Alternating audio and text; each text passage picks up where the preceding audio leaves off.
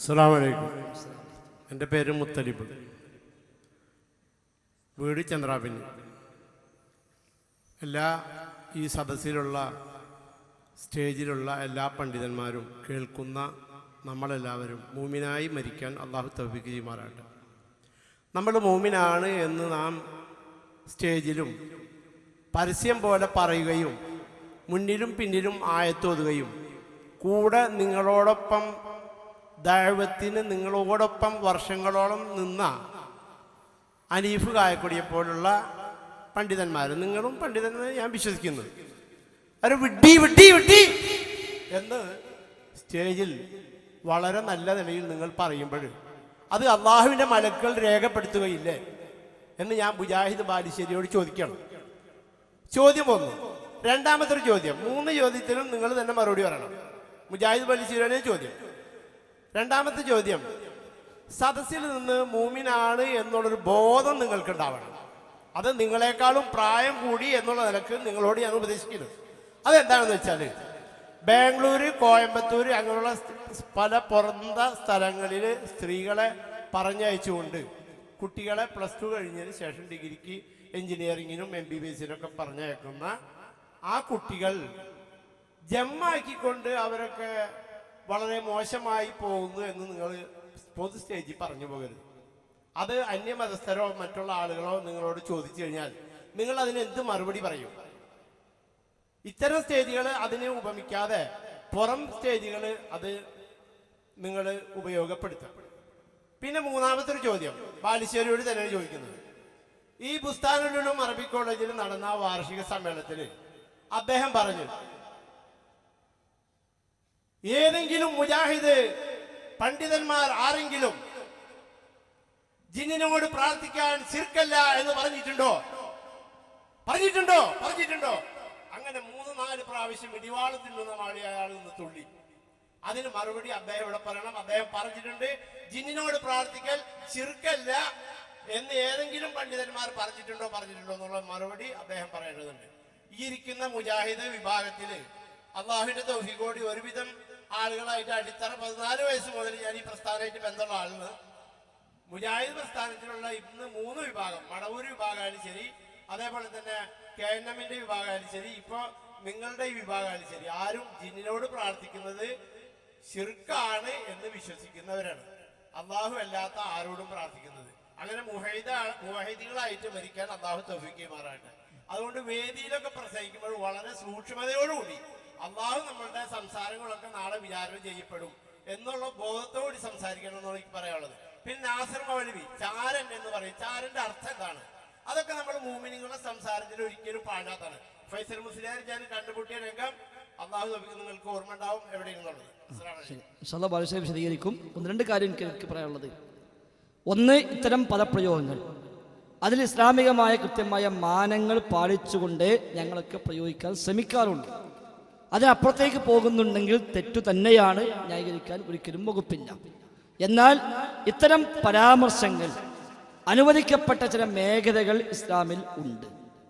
ആ മേഖല കൃത്യമായ ബോധ്യമുണ്ടായിട്ട് തന്നെയാണ് അതൊക്കെയും പ്രയോഗിക്കുന്നത്. വ്യക്തിപരമായി ഒരു മനുഷ്യനെ ആക്ഷേപിക്കലും അദ്ദേഹത്തെ തേജോവധം ചെയ്യലുമാണ് ആ പദപ്രയോഗങ്ങളുടെ ഉദ്ദേശമെങ്കിൽ അത് തീർച്ചയായും തെറ്റാണ്, ഒരിക്കലും അത് അംഗീകരിക്കാൻ പറ്റില്ല. എന്നാൽ ഒരാൾ പിഴച്ചൊരു വാദവുമായി വരികയും അത് അറിയാതെ അയാളുടെ പക്കലാണ് ശരിയെന്ന് തെറ്റിദ്ധരിച്ച് ആളുകൾ വിശ്വസിക്കുന്ന സാഹചര്യം ഉണ്ടാവുകയും ചെയ്യുകയാണെങ്കിൽ അതിൻ്റെ ഗൗരവം ആളുകളെ ബോധ്യപ്പെടുത്താൻ വേണ്ടി അത്തരം പദപ്രയോഗങ്ങൾ ആകാമെന്ന് തന്നെയാണ് പ്രമാണങ്ങൾ പരിചയപ്പെടുത്തുന്നത്. പക്ഷെ ലക്ഷ്യം മാറാൻ പാടില്ല. ഇപ്പം കാന്തപുരം കൊണ്ടുവന്ന മുടിയുമായി ബന്ധപ്പെട്ട് സംസാരിക്കുമ്പോൾ പോലും കാന്തപുരം എന്ന വ്യക്തിയെ ആക്ഷേപിക്കലാണ് ഉദ്ദേശമെങ്കിൽ പാടില്ല. എന്നാൽ കാന്തപുരം ഒരു പണ്ഡിതനാണെന്നും അയാളുടെ പക്കലാണ് സുന്നത്തമായത്തെന്നും വിശ്വസിച്ച് ധാരാളം ആളുകൾ പിന്നാലെ കൂടുമ്പോൾ ഇയാൾ ഒരു തട്ടിപ്പുകാരനും ഇയാൾ ഒരു ചതിയനുമാണ് എന്ന് ബോധ്യപ്പെടുത്തേണ്ട ബാധ്യത അത് ബോധ്യമുള്ളവർക്കുണ്ട്.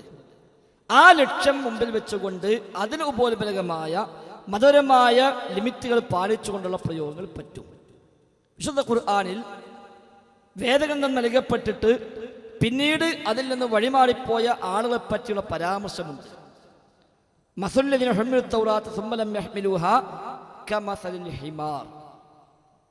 അവർ കഴുതകളെ പോലെയാണ് എന്ന് പറഞ്ഞു. ഇസ്രായേലിൽപ്പെട്ടൊരു പണ്ഡിതൻ അല്ലാഹു തആല എല്ലാ അനുഗ്രഹങ്ങളും നൽകി. പിന്നീട് സ്വാർത്ഥ താല്പര്യങ്ങൾക്ക് വേണ്ടി അതിൽ നിന്ന് അയാൾ ഊരിച്ചാടിപ്പോയി. പഠിച്ചതിന് വിരുദ്ധമായി അയാൾ പ്രവർത്തിച്ചു. അയാളെപ്പറ്റി ഖുർആൻ പറഞ്ഞ ഫമസലുഹു കമസലിൽ കൽബ് എന്നാണ്, സൂറത്തുൽ അൻആമിലാണ്. അപ്പൊ അതിനൊക്കെ അടിസ്ഥാനത്തിൽ ആ വിഷയത്തിലും കൃത്യമായ നിലപാടുകൾ ആയത്തും ഹദീസും വ്യാഖ്യാനിച്ച പണ്ഡിതന്മാർ രേഖപ്പെടുത്തിയിട്ടുണ്ട്. ഇവിടെ ജിന്ന് അഭൗതികമാണെന്ന് ബുദ്ധിയുള്ളവൻ പറയില്ല എന്ന് വിചിന്തനം എഴുതി. പിന്നെ അഭൗതികമാണ് എന്ന് അതേ വിചിന്തനം പിന്നീട് കാലങ്ങൾക്ക് ശേഷം എഴുതുന്നു. അപ്പൊ ന്യായമായും ചോദിക്കാം, ഈ എഴുതുന്നവന് ബുദ്ധിയുണ്ടോ എന്ന് ചോദിക്കാം. കാരണം വിചിന്തനമാണ് പഠിപ്പിച്ചത്, ബുദ്ധിയുള്ളവൻ എഴുതൂലാൻ. അതിന് ഗൗരവം ആളുകളെ ബോധ്യപ്പെടുത്താൻ വേണ്ടിയാണ് ആ പരാമർശം പോലും. പിന്നെ ചാരൻ എന്നുള്ളത് അത് ചാരനാണെന്ന് ബോധ്യമായാൽ നമുക്കത് പറയേണ്ടതുമാണ്. കാരണം ഇയാള് അവിടെ നിന്നൊക്കെ തൗബ ചെയ്തുകൊണ്ട് വന്ന ആളാണ്, തെറ്റിദ്ധരിച്ചിട്ട് ഒരാൾ ഒപ്പം കൂടിയിട്ടുണ്ടാവും. എന്നാൽ അയാൾ ചാരനാണ് എന്ന് ആദ്യമായി ഞാനൊക്കെ പറഞ്ഞത് അയാളുടെ മുഖത്ത് നോക്കി അയാളെ മുമ്പിൽ നിന്നാണ്. കോഴിത്തര സംഭവത്തിൽ അയാളെ മുമ്പിൽ എത്തിക്കൊണ്ട് പല തവണ ഞാൻ പറഞ്ഞു, നിങ്ങൾ മടവൂരി ചാരനാണ്. ഒരു പരാമർശം പോലും അതേക്കുറിച്ച് അദ്ദേഹം നടത്തിയില്ല. മടവൂരിയായ കാലത്ത് അദ്ദേഹം എന്താണോ വിശ്വസിക്കുകയും പ്രചരിപ്പിക്കുകയും ചെയ്തത്, അത് അതേ രൂപത്തിൽ ഇന്ന് അയാൾ വിശ്വസിക്കുകയും പ്രചരിപ്പിക്കുകയും ചെയ്യുന്നു ഇവിടുത്തെ വേദിയിൽ. അപ്പൊ നമുക്ക് മനസ്സിലായി അയാൾ സാക്ഷാൽ ചാരനാണ്. ചാരപ്പണി ചെയ്യരുതെന്ന് ഖുർആൻ പഠിപ്പിച്ചാൽ മതി. ചാരപ്പണി ചെയ്യുന്നവനെ കയ്യോടെ പിടികൂടിയാൽ ആളുകളെ ബോധ്യപ്പെടുത്തേണ്ടതുണ്ട്. അതുകൊണ്ട് നമ്മൾ ആ പണി ചെയ്യും. അവിടെയും നാസസുല്ലമി എന്ന വ്യക്തിയോടല്ല നമുക്ക് വെറുപ്പില്ല. ഞങ്ങൾക്കാർക്കും അയാളുടെ ആ നിലയ്ക്ക് മറ്റൊരു വെറുപ്പില്ല. ഏതെങ്കിലും ഒരു മുൻ വൈരാഗ്യമോ മുമ്പ് എന്തെങ്കിലും ഞങ്ങൾ തമ്മിലെ ബന്ധം ഇല്ലാതായപ്പോൾ അതിന് വേണ്ടി ഒരു ദേഷ്യം തീർക്കാനുള്ള പറച്ചിലോ അല്ല. ആ ഉദ്ദേശത്തിൽ പറയുകയാണെങ്കിലോ അത് കുറ്റകരമാണ്, തെറ്റാണ്, പാടില്ലാത്തതാണ്. അതാണ് അതിന് ഇസ്ലാമിക മാനം. ബാലുശ്രീയുമായി ബന്ധപ്പെട്ട പരാമർശം വന്നതുകൊണ്ട് ഇൻഷാ അല്ലാഹ് അദ്ദേഹം അത് വിശദീകരിക്കും. അസ്സലാമു അലൈക്കും വറഹ്മത്തുള്ളാഹി. സഹോദരങ്ങളെ, 3 കാര്യങ്ങളാണ് സാന്ദർഭികമായി എനിക്ക് വിശദീകരിക്കാനുള്ളത്. ഒന്ന്, ഞാൻ ഹനീഫ് കായക്കൊടിയെ വിഡ്ഢി എന്ന് വിളിച്ചു എന്നാണ്. വിഡ്ഢിത്തം പറഞ്ഞാൽ സാധാരണ നമ്മൾ അയാളെ അറിവുള്ളവൻ, മഹാജ്ഞാനി എന്ന് പറയാറില്ല. വിഡ്ഢിത്തത്തിന് വിഡ്ഢിത്തം, എടാ നീ ആ പറഞ്ഞു വിഡ്ഢിത്തമാണ്. ഇനി വിഡ്ഢിത്തം ഗൗരവമായി പറയുകയും അത് പരലോകത്തെ ഓർമ്മപ്പെടുത്തി ഒരാളെ ബത്സിക്കാൻ വേണ്ടി ഉപയോഗിക്കുകയും ചെയ്ത ഒരാൾ പറയുമ്പോൾ, പുളിക്കല മുഖാമുഖത്തിൽ എൻ്റെ പ്രസംഗം കേട്ട് തൗഹീദ് സ്വീകരിച്ചൊരുത്തന് ജിന്ന് കൂടി അതിൻ്റെ തൗഹീദി പ്രബോധനത്തിൻ്റെ തയ്യാറാണെന്നാണ് ഹനീഫ് അവിടെ പറയുന്നത്. അപ്പം അത് പറയുമ്പോൾ നേരത്തെ ഫൈസൽ മുസ്ലിയാർ പറഞ്ഞ പോലെ ഒരു വ്യക്തിയെ ഇകഴ്ത്തുക എന്നുള്ള ലക്ഷ്യം മാത്രമാണ് ഹനീഫ് കാക്ക് അവിടെ ഉള്ളത്. അത് മനസ്സിലാകണമെങ്കിൽ ഹനീഫ് കായക്കൊടിയുടെ ഞാനുമായി ബന്ധപ്പെട്ടിപ്പോൾ നടക്കുന്ന പ്രസംഗങ്ങൾ ശ്രദ്ധിച്ചാൽ മതി. ഞാൻ പറയുന്നത്, നിരീശ്വരവാദിയായി സംഗീതത്തിനും സിനിമക്കും ഹറാമിനും എല്ലാം അടിമപ്പെട്ടൊരു ചെറുപ്പക്കാരൻ നമ്മൾ നടത്തുന്ന പൊതുസമ്മേളനത്തിലെ പൊതുപ്രസംഗങ്ങൾ കേട്ട് നന്നായി ഇസ്ലാമാകാൻ ശ്രമിച്ചപ്പോൾ സ്വാഭാവികമായിട്ടും പിശാചിൻ്റെ പിടിയിലുണ്ടായിരുന്ന ഒരാൾ പിശാചിൻ്റെ പിടിയിൽ നിന്ന് രക്ഷപ്പെടാൻ ശ്രമിക്കുമ്പോൾ അയാളെ പിശാച് ഒന്നുകൂടി പിടിമുറുക്കാൻ ശ്രമിക്കുക സ്വാഭാവികമാണ്. കൊട്ടേഷൻ പാർട്ടിയിൽ ഉണ്ടായിരുന്ന ഒരാൾ കൊട്ടേഷൻ പാർട്ടി വിട്ടു പോരുമ്പോൾ, പ്രത്യേകിച്ച് കൊട്ടേഷൻ പാർട്ടി നിലക്കുന്നതന്നെ അയാളുടെ ബുദ്ധിയിലും കഴിവിലും മസിൽ പവറിലാണെങ്കിൽ കൊട്ടേഷൻ പാർട്ടി പിന്നെ അയാളെ വെച്ചേക്കില്ല, കൊല്ലേ. ഇബിലീസിന്റെ പിടിയിൽപ്പെട്ട ഒരാൾ സ്വാഭാവികമായും ഇബിലീസ് ഭൗതികമായി ശരീരത്തിൽ പ്രവേശിച്ചിട്ട് അവനെ ഉപദ്രവിക്കാം, പിന്നെ അവനെ മാനസികമായി അവനെ ഉപദ്രവിക്കാം. അങ്ങനെ ഒരു ചെറുപ്പക്കാരനുണ്ടായി. അതുണ്ടായതിനെ പറ്റി പറയുന്നത് എന്താണ്? മുജാഹിദ് ബാലിശന്റെ തൗഹീദി പ്രബോധനത്തിന്റെ തകരാറാണ്. എന്നിട്ട് ചോദിക്കുന്നത്, കെ എം മൗലവിയുടെ പ്രസംഗം കേട്ട് തൗഹീദ് സ്വീകരിച്ച ഒരാൾക്ക് ജിന്നബാധ ഉണ്ടായിട്ടുണ്ടോ? അതുപോലെ കെ പി മുഹമ്മദ് മൗലവിയുടെ തൗഹീദ് കേട്ടിട്ട് ഒരാൾക്ക് ജിന്നബാധ ഉണ്ടായിട്ടുണ്ടോ എന്ന് പറയുമ്പോൾ നമ്മളെ തൗഹീദ് പൊളിഞ്ഞതാണെന്ന് സ്ഥാപിക്കലാണ് അവരുടെ ലക്ഷ്യം. ആ ലക്ഷ്യം മാത്രമല്ല, അവർ നമ്മളെ മുശ്രിക്കായി തന്നെയാണ് അവതരിപ്പിക്കുന്നത്. നമ്മൾ ശിർക്ക് ചെയ്യുന്നവരാണ്, നെല്ലിക്കുത്ത് ഇസ്മായിൽ മുസ്ലിയാരേക്കാൾ കഷ്ടമാണ്, അതുപോലെ തന്നെ അമ്രുബിൻ ലുഹൈനേക്കാൾ വലിയ ആളുകളാണ് എന്ന് പറഞ്ഞിട്ട് ബിംബാരാധന തുടങ്ങിയ ആളുകളുടെ പേര് പറഞ്ഞുകൊണ്ടാണ് ഹനീഫ് കായക്കൊടി ജാമ്യയിൽ പ്രസംഗിച്ചത്. ബഹുമാനനായ പ്രായം ചെന്ന എൻ്റെ പിതാവിൻ്റെ പ്രായമുള്ള നിങ്ങൾക്ക് കക്ഷിത്വമാണ് എന്ന് വിമർശിക്കാനുള്ള പ്രേരണ.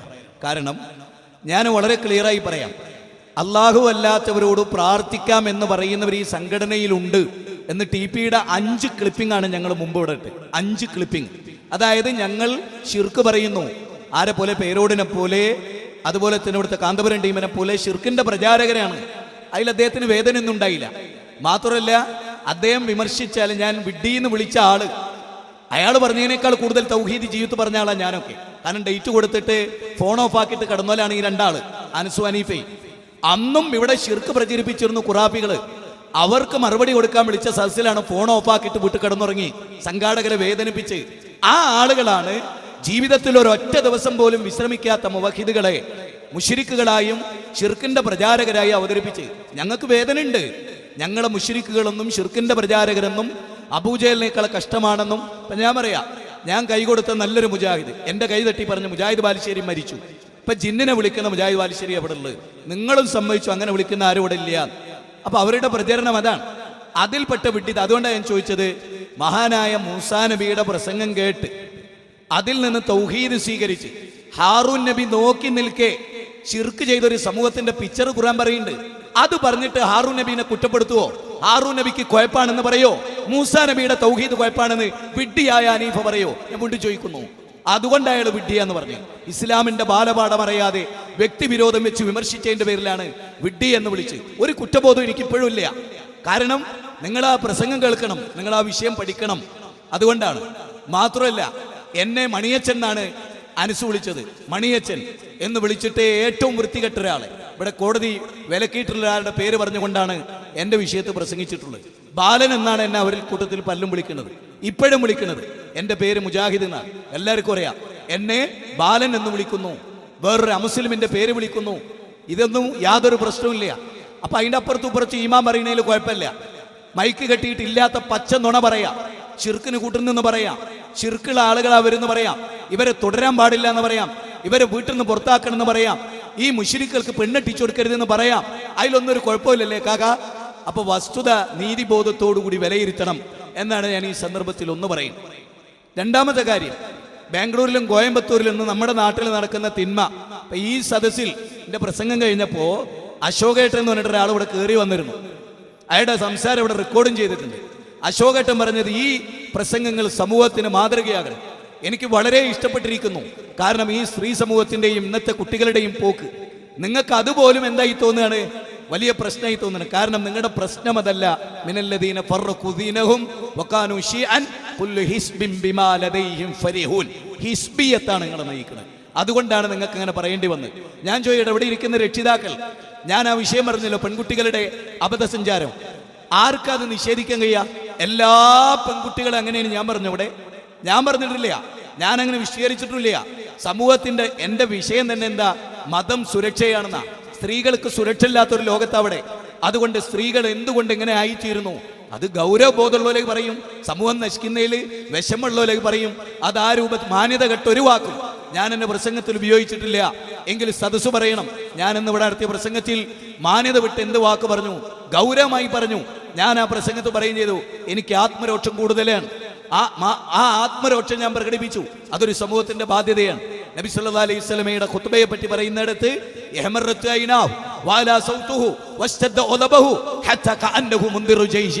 ഇവിടെ പെൺകുട്ടികളെ വിവാഹത്തിന് മുമ്പ് ഗർഭിണികളാവുന്നു 3-4 തവണ. ഇക്കാക്ക് അതൊന്നും ശ്രദ്ധിക്കുന്നുണ്ടാവില്ല. അത് ശ്രദ്ധിക്കുന്ന യുവാക്കൾക്കിടയിൽ പ്രവർത്തിക്കുന്ന ഞങ്ങൾക്ക് മീഡിയകളിൽ ലോകത്തും നടക്കുന്ന തിന്മകൾ അറിയാം. അത് ബോധവൽക്കരിച്ചു. അതിലൊരു തെറ്റുണ്ടായിന്ന് എനിക്ക് തോന്നിയിട്ടില്ല. പിന്നെ കൈപ്പമംഗലം ബുസ്താനുൽ ഉലൂമില് ഞാൻ നടത്തിയ പ്രസംഗം, എന്നെ പുറത്താക്കാൻ ചട്ടവട്ടം അബ്ദുറഹ്മാൻ സലഫി നേതൃത്വം നൽകിയ മൂപ്പർക്ക് ക്ഷീണം തട്ടിച്ച പ്രസംഗം. ആ വിഷയത്തിൽ ഞാൻ ചോദിച്ചിരുന്നു, ഇവിടെ സമസ്തക്കാര് റസൂലിനെ വിളിക്കുന്നുണ്ട്, റസൂലിനെ വിളിച്ച് പ്രാർത്ഥിക്കുന്ന ക്ലിപ്പിംഗ് നമുക്കിടാം, മുജാഹിദുകൾ ജിന്നിനെ വിളിക്കുന്ന ഒരു ക്ലിപ്പിംഗ് ഉണ്ടാവുമോ? അതിനെന്താ കുഴപ്പം? ആ ചോദ്യം ഇന്നും മുഴങ്ങുന്നു. ഓരോ KNM നേതാക്കന്മാരും ഉറക്കത്ത് ഞെട്ടിയണിക്കുന്നതിന്റെ ആ ചോദ്യത്തിലാണ് ഇപ്പോഴും ഇന്നും. അല്ലാന്ന് തെളിയിക്കാൻ പറ്റുമോ? ഈ പാലപ്പെട്ടിയിലും ഈ ബുസ്താനിലും നടന്ന ആ പ്രസംഗം തന്നെയാണ് ആളുകൾക്ക് വിളിച്ചുണ്ടാക്കി. അഹങ്കാരത്തോടൊരു പറയല്ല, ഞങ്ങൾക്ക് ഒരുപാട് ത്യാഗം അനുഭവിച്ചിട്ടുണ്ട്. അങ്ങനെ ഞങ്ങളെ മുശ്രിക്കാക്കുന്നതിൽ നിങ്ങൾക്ക് ഫീലിംഗ് ഇല്ല, ഞങ്ങളെ കാഫിറാക്കുന്നതിൽ നിങ്ങൾക്ക് ഫീലിംഗ് ഇല്ല, ഞങ്ങൾ അന്ധവിശ്വാസികളാക്കുന്ന നിങ്ങൾക്ക് ഫീലിംഗ് ഇല്ല, ഞങ്ങളെ തുടരുതെന്ന് പറയുന്നത് നിങ്ങൾക്ക് ഫീലിംഗ് ഇല്ല, ഞങ്ങളടിച്ചു പള്ളിയിൽ നിന്ന് പുറത്താക്കുന്നതിൽ നിങ്ങൾക്ക് ഈ ആത്മരോക്ഷമില്ല, ഈ മഹാതിന്മകൾ നടക്കുന്നിടത്ത് ആത്മരോക്ഷമില്ല. പിന്നെ ഞാനൊരു തിന്മയെ ഇത്തിരി സ്ട്രോങ് ആയി പറഞ്ഞതിലാണ് നിങ്ങൾക്ക് തിന്മയെങ്കിൽ വിലയിരുത്തണം. ഈ വിശദീകരണത്തിലും എൻ്റെ ആത്മരോക്ഷമാണ്, അതെൻ്റെ വ്യക്തിത്വത്തിൻ്റെയും എൻ്റെ ഭാഗത്തിൻ്റെയും ഭാഗമാണ്. ഉമറും അബൂബക്കറും തമ്മിൽ വ്യത്യാസമുള്ള പോലെ. അസ്സലാമു അലൈക്കും.